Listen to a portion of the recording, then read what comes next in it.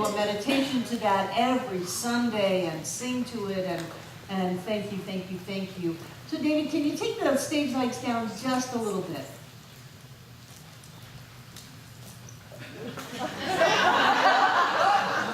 Can you take the stage lights down just a little bit? The stage lights, especially those two. All right, hello.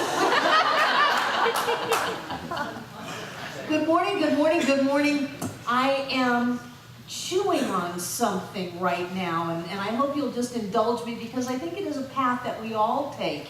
And that is in that moment of the difference between what we think we know and what we are experiencing. We may find ourselves at a point of choice. And at that point of choice, sometimes some people, I'm not saying you, sometimes some people forget what they think they know. And so, if we are saying, I am absolute vibrant health, the health of all of life flows through me, and I awaken and I don't feel that way, I might give in to the temptation to go, oh, there's that bug that's going around. It's got me. It's that genetic predisposition. It's what the doctor said I had. It's that person on the plane that sneezed on me. We might fall into a forgetting of what we think we know. If we find ourselves in an experience where someone that we're in any kind of a relationship at all, whether it's an intimate one-on-one relationship, whether it's a family relationship, whether it's a work relationship, whether it's someone driving down the road, might at some level not be as loving as we think they should be, we might in that moment between what we know that there's only love, we're beings of love, we're created out of love, love is all there is, and you, we might forget what we think we know. And then the problem is if we forget what we think we know, if we go into that world that says, well, obviously love is not all that there is, or you would be more loving, nicer to me, more generous to me, then we jump into the experience that we don't want to be in. And that's the problem with that moment. That particular moment when we forget what we think we know is what sets the stage for us to live what we don't want to live. And I see it happen. I've found myself on all of these committees lately, trying to get off of the committees, but I find myself in all of these committees, and I find myself in relationship with my peers like I have never been before. And the most amazing things happen, and that is someone can actually be up in front of people saying, I know that God is all that there is, that we live a blessed life, that we are prosperous beings in a prosperous universe, we are created out of love, there's a divinity within us that lifts us and carries us through every circumstances of our life. We are powerful, creative, spiritual beings. We are manifesting our lives. We are captains of our ship, and we determine our destiny. They can say that every week. And then something happens and they forget what they know.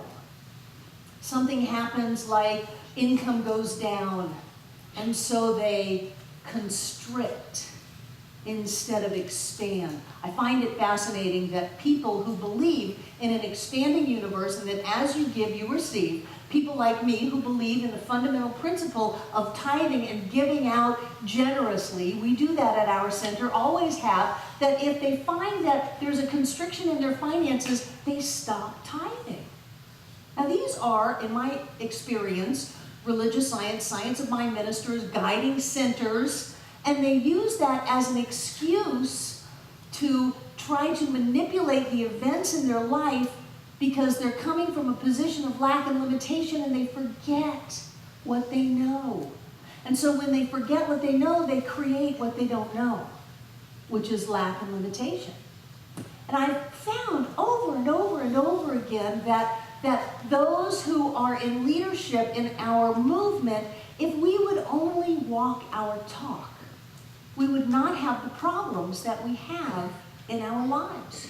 And so naturally, everything is a reflection of the inner. So I got to look in the mirror and go, well, Barbara Waterhouse, if you're experiencing that all around you, how are you not walking your talk? And I've got to look out in my community and say, how are we not walking our talk? And there's one of my favorite quotes that Ernest Holmes has in the textbook. And it is, to desert the truth in your hour of need simply means you don't understand the truth. Let me say that again. Take a deep breath. Get a little oxygen going on in your brain. To desert the truth in your hour of need simply means you don't understand the truth. And so I said, well, if we are tempted, because we all are, we're all tempted to go, oh, that dirty, rotten rack and fratchet took my parking space. Love is not all there is when it comes to them. God is not all that there is when it comes to them. They are not a spiritual being. They are wrong, wrong, wrong. When we find ourselves doing that, we have simply not understood the truth. Because truly, if love is all that there is, don't you feel good when you sing that song? You come to the Center for Spiritual Living to sing, there is only love.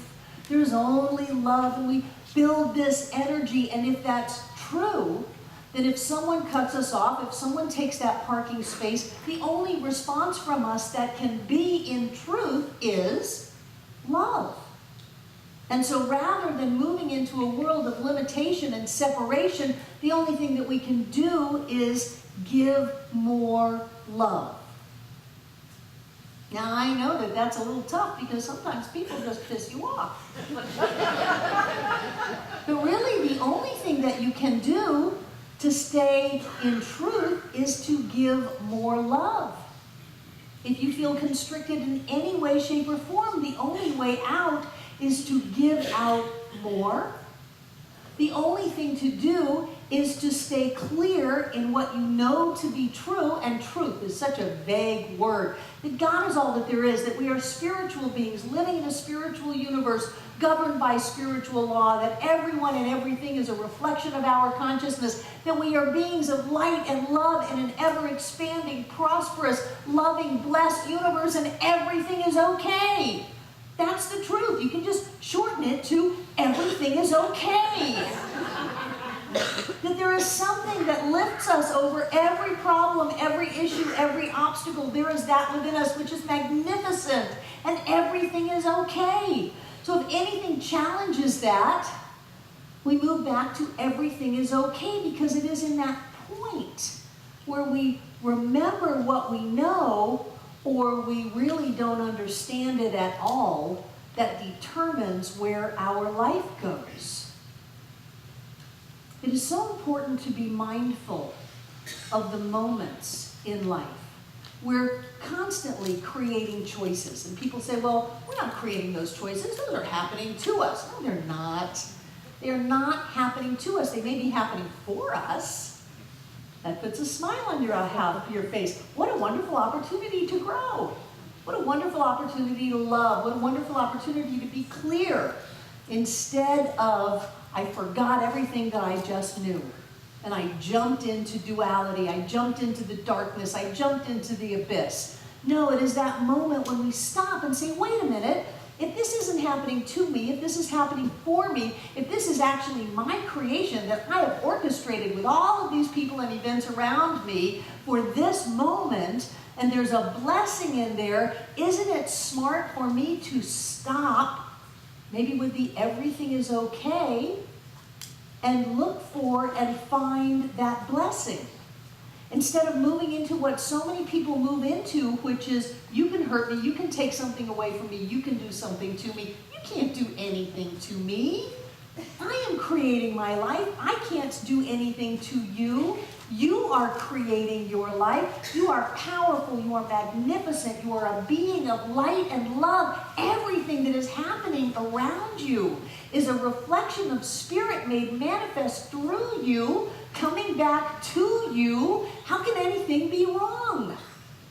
Everything is perfect. Everything is whole. Everything is complete, just the way it is. Every experience in your life is yours.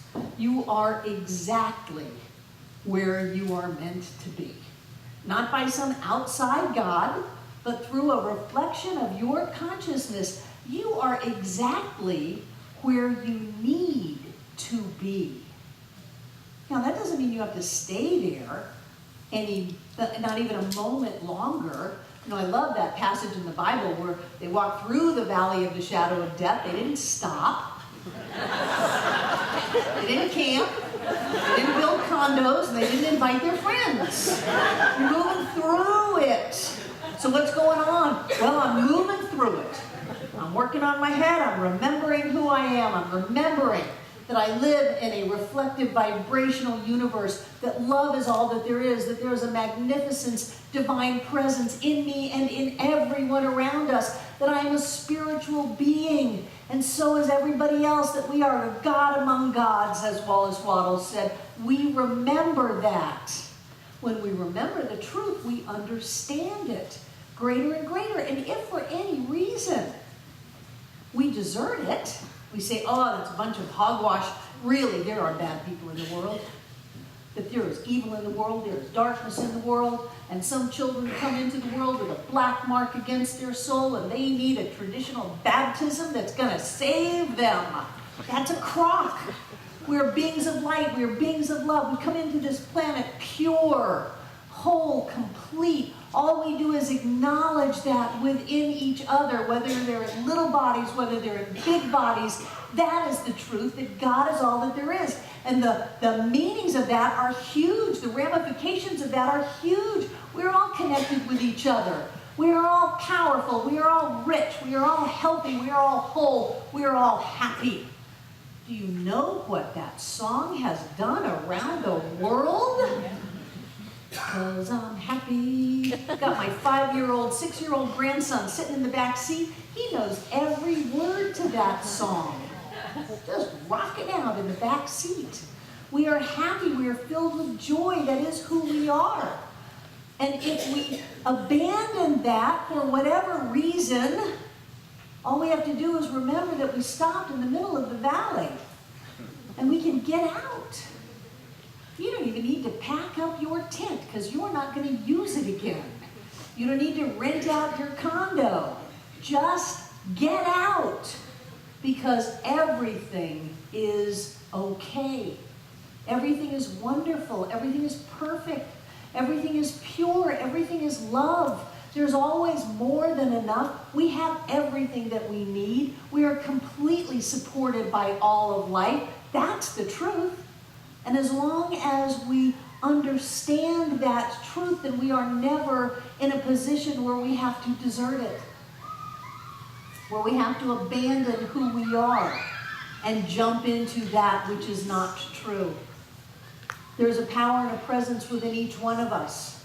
One of the quotes that I do so want to share with my colleagues, I have to vacillate between being the clear, powerful teacher that I am and the gag order that I have on myself, is when Ernest said that he would rather have someone demonstrate this teaching than be able to teach it. Our job is to demonstrate. Our job is to stay clear about who we are and to create that experience of heaven on earth right here and right now.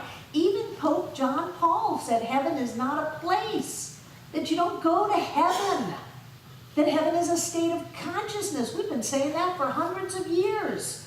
It's even working its way into the Catholic Church. Heaven is not a place. Heaven is a state of consciousness. So if you are not in heaven, if you are in hell, then you forgot. You forgot because you didn't really understand it. So you're creating an experience so that you can understand it better. Remember when you used to learn things like multiplication tables or how to spell before there was spell check? And you would have to go over it over and over and over again. Remember when you started working out at the gym and you had to do the same thing over and over and over again? All you're doing is understanding the truth. You created this circumstance to understand the truth. And if you don't understand it once, I guarantee you, you will create the circumstance again so that you can understand it. And these are called repetitive patterns. Maybe your therapist has brought them up to you. It's just an opportunity to understand the truth. I love this picture. It was picked out before I had my topic. It's butterflies. How do you think it looks from the point of view of the caterpillar? Looks dim, grim, like all is lost. You know, they actually turn into goo. It's called goo. It's a very scientific botanist term. It's goo, filled with imaginal cells. And then the goo of the caterpillar's body through the imaginal cells transforms into what we call the butterfly. You may be in goo, so what? Don't desert the truth of your butterflyness. You may be in goo. You may be looking at some kind of limitation. That's the time for you to stand tall about who you are and expand more into your life. If someone pushes your button, love the hell out of them. Love the hell out of them. If something causes you to constrict, expand. I have a wonderful colleague, Kevin Busey, in Southern California. And his center was having trouble. He was a young minister and he was having trouble. He called one of my friends, Lloyd Tupper, who's been here, and said, we're having trouble. What should we do financially? And Lloyd said, you should double your tithe. What do you mean double it? Isn't 10% enough? Not if you're having trouble. It's obviously not enough to shift your consciousness. So he did. Now they're buying a brand new center because they have 4 celebrations every Sunday and they just can't fit the people in. You have a constriction in your life, double what you give, whether it's financial, whether it's energetic. If you don't have enough time, give your time away. Go in the kitchen, wash cups. If you have criticism in your life, double your compliments. Sometimes people can't hand the 21 days of no criticizing, so just double your compliments. Compliment until you have no time to criticize. What is it inside of you that is asking you to forget who you are, and in so doing desert the truth of your magnificence, of your power, of your spirituality? That is the moment to remember who you are. That is the moment to understand the truth. And so it is.